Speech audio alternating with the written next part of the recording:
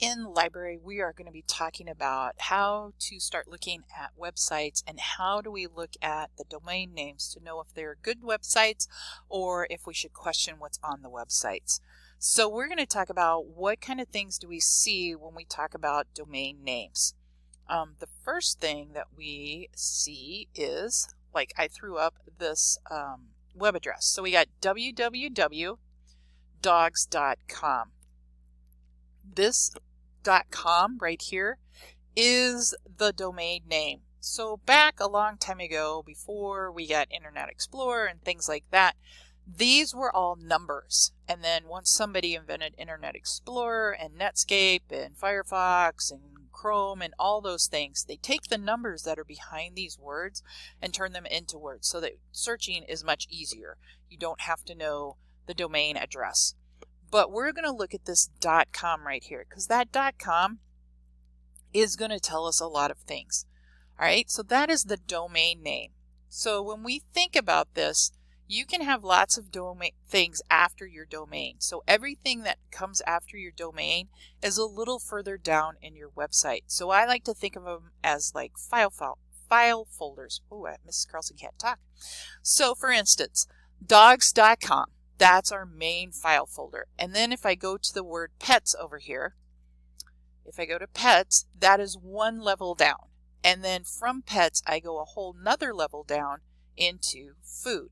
So I'm 3 levels down in this website. So every time you see a slash, that's one more file folder that is going into your website.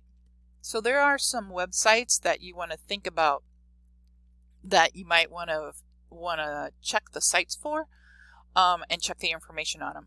So like .coms, .orgs, those kinds of things, those are ones that you want to do what we call the rule of 3. So the rule of 3 is actually when you get information from your website, you got your first website here, you want to check 2 more sites so that you check 3 sites to make sure that information is correct. So a lot of times if we're in a website, especially with like birthdays of really old people, you can get 3 different birthdays from 3 different sites. In that case, then I'd say you want to go to a 4th site and see if one of them matches up. But you want to make sure that you check your information on 3 different sites when you are doing a project.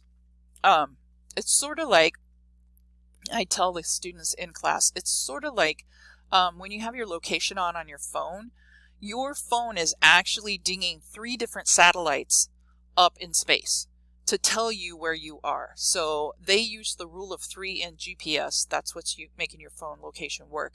They're using the rule of 3 to triangulate where you are. If they use just 1, it could get you off miles and miles and miles off. But because we use 3 of them, we get right down to where like a few blocks away. They get pretty close to that. So the rule of 3 is to always check your sites, at least a couple of other sites. So now today the class is going to work on these as a group, but if you want to, you are going to have a, there we go. You in Google Classroom have extensions. So if you want to take a look and see if you can guess what you think these extensions are, these right here are common extensions, and then you have, not that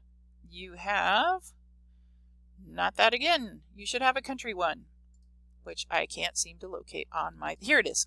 You should have the country one right here. Okay, so if you want to fill those out, and then, and if you leave some blank, that's okay. And then you can go to the slideshow and it will show you the answers to those. And you can kind of check. That is all we were doing today, is talking about domain names and things like that and to see where they come from. And then next time we're going to be talking about what makes a good website and how can we tell. So have a good day. When you get done with that, when you fill these in, just go ahead and hit turn in so I know that you actually watched the video. All right, thanks.